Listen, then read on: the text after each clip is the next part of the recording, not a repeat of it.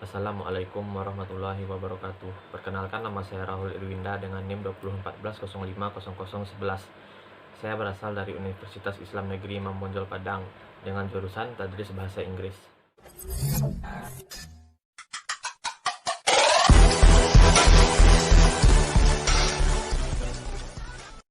Saya berasal dari kelompok 10 dengan mata kuliah kewarganegaraan dengan judul materi yaitu Wawasan Nusantara. Pertama, saya akan membacakan tentang pengertian wawasan Nusantara. Pengertian wawasan Nusantara secara etimologis berarti cara pandang mengenai kesatuan, khususnya tentang kepulauan yang terletak di antara dua benua, yaitu benua Asia dan benua Australia, serta dua samudera, yaitu Samudra Hindia dan Samudra Pasifik. Adapun arti kata wawasan sendiri berasal dari bahasa Jawa, yaitu kata wawas yang ditambah dengan akhiran an. Wawas sendiri memiliki arti sebuah pandangan, tinjauan, atau penglihatan indrawi. Jika ditambah dengan akhiran an, maka arti dari kata wawasan adalah cara pandang, cara tinjau, dan cara lihat. Sementara Nusantara berasal dari dua kata, yaitu Nusa yang berarti pulau atau kesatuan kepulauan, dan Antara yang berarti dua benua dan dua samudra. Dari gabungan dua kata tersebut, bisa dikatakan jika Nusantara berarti kesatuan kepulauan yang terletak di antara dua benua dan dua samudra. Jika arti kata wawasan dan Nusantara digabung, maka memiliki makna yaitu cara pandang dan sikap bangsa Indonesia mengenai diri dan bentuk geografis berdasarkan pedoman negara, yaitu Pancasila dan Undang-Undang Dasar 1945. Sementara itu, menurut Profesor D. Wan Usman, wawasan Nusantara adalah cara pandang bangsa Indonesia tentang diri dan tanah airnya sebagai negara yang memiliki banyak kepulauan dengan semua aspek kehidupan yang beragam. Dari pembahasan yang saya sampaikan tersebut, dapat disimpulkan bahwa wawasan Nusantara adalah cara pandang dan sikap bangsa Indonesia mengenai diri serta lingkungannya dengan cara mengedepankan rasa persatuan dan kesatuan bangsa, juga dengan kesatuan wilayah dalam menyelenggarakan kehidupan sosial masyarakat, berbangsa, bernegara untuk mencapai tujuan nasional. Selanjutnya, saya akan membacakan materi yang kedua, yaitu tentang implementasi wawasan Nusantara.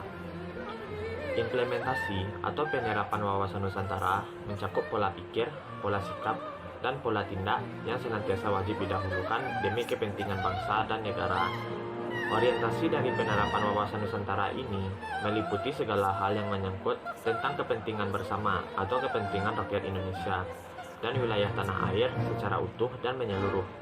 Berdasarkan sumber yang telah ditemukan, berikut ini merupakan hal-hal yang perlu diperhatikan dalam implementasi wawasan Nusantara. Yang pertama yaitu wawasan Nusantara sebagai pancaran falsafah Pancasila. Falsafah Pancasila merupakan pedoman bagi rakyat Indonesia. Keyakinan ini telah terbukti dalam sejarah perjuangan bangsa Indonesia sejak awal dalam proses pembentukan Negara Kesatuan Republik Indonesia hingga saat sekarang ini. Yang kedua yaitu wawasan Nusantara dalam pembangunan kehidupan politik. Setiap pelaksanaan politik telah diatur dalam undang-undang tentang partai politik, tentang pemilihan umum, dan tentang pemilihan presiden. Pelaksanaan politik tersebut harus sesuai dengan hukum yang berlaku dan harus mementingkan persatuan bangsa. Dalam pelaksanaan kehidupan bermasyarakat, berbangsa, dan bernegara, haruslah sesuai dengan hukum yang berlaku di Indonesia, tanpa terkecuali. Wawasan Nusantara yang ketiga yaitu wawasan Nusantara dalam pembangunan nasional. Implementasi wawasan Nusantara dalam cakupan pembangunan nasional meliputi beberapa hal, yaitu 1. Perwujudan Kepulauan Nusantara sebagai salah satu kesatuan politik. Yang kedua, bersama dengan bangsa-bangsa dunia lainnya, Indonesia turut serta dalam mewujudkan cita-cita ketertiban dan perdamaian dunia melalui politik luar negeri bebas aktif. Yang ketiga, penerapan wawasan Nusantara dalam kehidupan politik akan menciptakan iklim penyelenggaraan negara yang sehat dan dinamis, dengan cara membentuk pemerintahan yang aspiratif, terpercaya, dan kuat. Yang keempat, perwujudan Kepulauan Nusantara sebagai salah satu kesatuan ekonomi. Implementasi wawasan Nusantara dari perwujudan kesatuan ekonomi akan terwujud apabila dalam tatanan ekonomi menjamin kemakmuran dan kesejahteraan rakyat secara merata dan adil seadil-adilnya. Penerapan wawasan Nusantara dalam kesatuan ekonomi mencakup beberapa hal berikut ini, yaitu: 1. Kekayaan di wilayah Nusantara secara menyeluruh, baik yang potensial maupun yang efektif, dengan modal yang dimiliki bersama oleh bangsa untuk memenuhi kebutuhan di seluruh rakyat di seluruh wilayah Indonesia secara merata. 2. Pemerataan tingkat perkembangan ekonomi di seluruh daerah. Pemerataan di sini dilakukan tanpa harus mengabaikan ciri khas yang dimiliki oleh masing-masing daerah. Yang ketiga, pembangunan ekonomi harus melibatkan partisipasi rakyat. Contohnya, dengan memberikan fasilitas kredit mikro untuk pengembangan usaha kecil. Yang keempat, perusahaan perwujudan Kepulauan Nusantara sebagai salah satu kesatuan sosial budaya.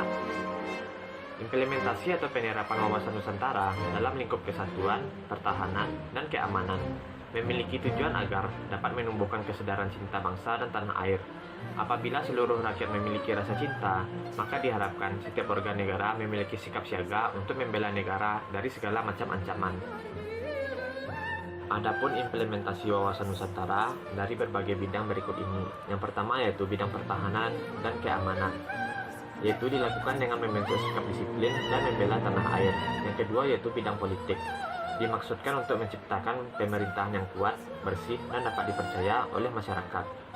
Yang ketiga yaitu bidang ekonomi, yang terdapat dalam pemanfaatan kekayaan alam di Indonesia sembari menjaga kelestarian alamnya. Yang keempat, bidang sosial, saling menghargai dan menghormati setiap perbedaan yang ada di tanah air. Adapun cakupan dari implementasi kesatuan, pertahanan, dan keamanan wawasan Nusantara adalah sebagai berikut ini. 1. Memberi kesempatan kepada seluruh rakyat Indonesia untuk turut berperan aktif sebagai wujud dari kewajiban setiap warga negara. Contohnya yaitu dalam meningkatkan kemampuan disiplin, belajar kemiliteran, memelihara lingkungan, dan melaporkan hal-hal yang mencurigakan atau mengganggu kehidupan bermasyarakat kepada aparat setempat. 2. Menyediakan sarana dan prasarana untuk kegiatan pengamanan wilayah Indonesia, khususnya di wilayah kepulauan dan daerah terluar yang berbatasan langsung dengan negara-negara tetangga. Yang ketiga, membangun rasa persatuan dan kesatuan dengan cara membangun rasa solidaritas dan hubungan erat antar warga negara secara menyeluruh. Dalam artian, solidaritas tersebut tidak terbatas pada asal daerah. Baiklah, demikianlah materi yang dapat saya sampaikan. Jika ada kata-kata yang salah atau tidak berkenan, mohon dimaafkan. Wassalamualaikum warahmatullahi wabarakatuh.